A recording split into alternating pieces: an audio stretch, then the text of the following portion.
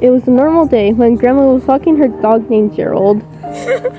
Then, Grandma stops and thinks to herself, "Me hungry, and my back hurts."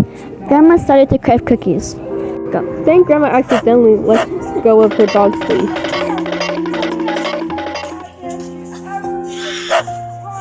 Then, Gerald runs to a little Girl Scout who had a box of cookies.